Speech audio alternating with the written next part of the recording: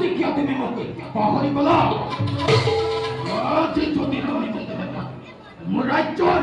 অশান্তির কারণ জমাই নিদিও তেনেহলে আজ মই ঋষিকুল দেবকুল সকলকে ধ্বংস কৰি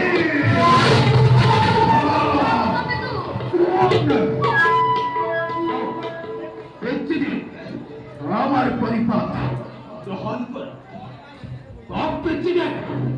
আপনার পাপর ফলত জন্ম লাভ করি মই কি ভুল করিল যার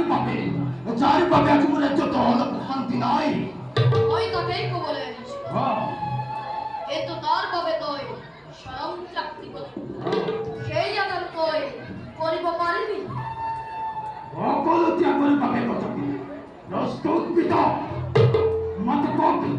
মোর রাজ্যে শান্তি কি করে ঢুকে দেখুন ওর রাজ্যর অশান্তির কারণ মোর রাজ্যর শান্তির কারণ কি ওর রাজ্যর অশান্তির কারণ হল ওরাই নপুংসক পুত্র সঙ্গকেতু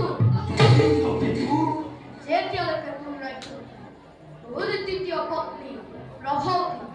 আর তার নপুংসক পুত্র সঙ্গকেতু থাকিব এর কেতুর রাজ্য কেতিয়াও শান্তি নহয়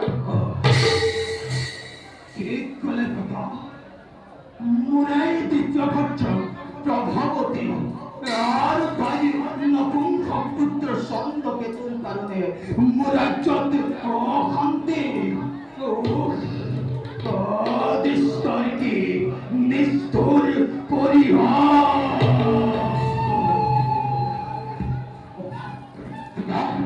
এরাকে আমার কি করে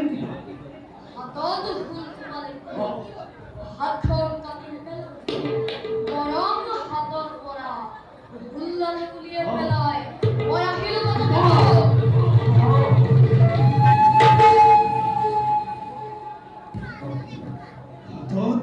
মানে কোনে হাত কদিনে পেলই বরং হাতরে